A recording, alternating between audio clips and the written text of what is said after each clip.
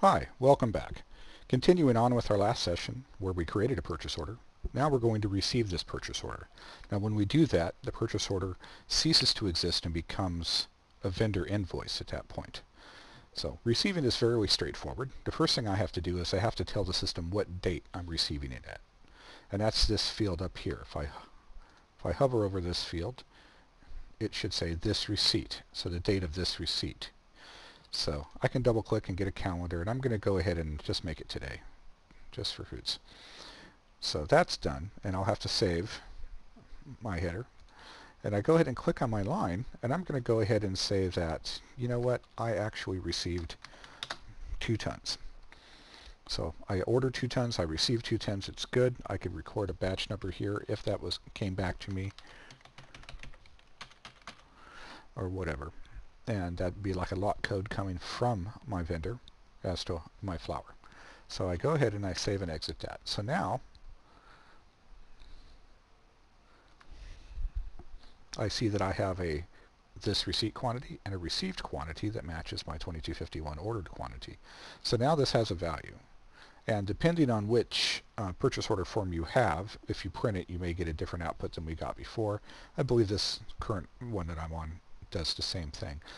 The other option is if I know that I am receiving the entirety of the purchase order, the exact amounts I ordered, I can use the auto receive button where it'll automatically set all order lines to whatever the receipt amount for all order lines to whatever the order line was. So it's a quick shorthand. Now that I'm ready, I've received it and I'm ready to invoice it. The first thing I need to do is I need to give it an invoice reference number. Now, this is a situation where if your vendor, that's right here, invoice reference, if your vendor has not given you the invoice yet, you can receive it without invoicing it so they can get into your inventory and be usable. If you do have the invoice, you can go ahead and input the reference here. Okay? If you have the invoice, you put it on the invoice tab and you enter the reference. If you don't have the invoice, you click the receipt tab and you click the invoice button down here. And here's the difference. If I click the invoices while I'm on the receipt tab, the system will pop up and say create a stock receipt. Okay, and that's doing a receipt where I don't have the invoice yet. If I switch this to the invoice tab and I click the invoice button, it says create a vendor requires a vendor reference, so it's not going to let me. So if I had something there, okay, and then I click the invoice button, now it says create a vendor invoice, a creditor invoice for goods. So the difference is one I have the invoice reference number, the invoice number from the vendor creditor, and one I don't.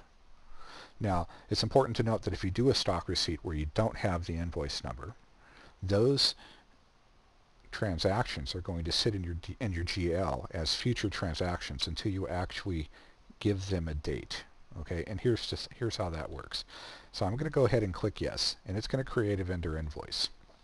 And this is where you need to pay attention to this date these dates right here, the posted date and the invoice date. Okay, the posted date is the date it's going to hit the GL. Okay, when you do a stock receipt, these dates are empty. Okay, and so it'll look just like this. And what you'll do when you get the invoice is you'll input the invoice number and the date that it needs to hit the GL and the invoice date and save it, and then it becomes an invoice and it won't be a future transaction in your general ledger anymore. So that's it. It's pretty straightforward. What's nice about GlobalBake is you can have the received cost and then say it comes through when you actually get the invoice and it was actually $1132.85 instead. And you can save that. So our invoice can be edited and changed a little bit if it needs to be. Okay.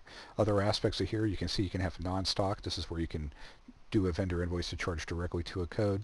You can also have some assets on here. So there's a lot of different flexibilities, but this is the basics. This is what most people need to do to get by. Thanks for listening today, and have a great day.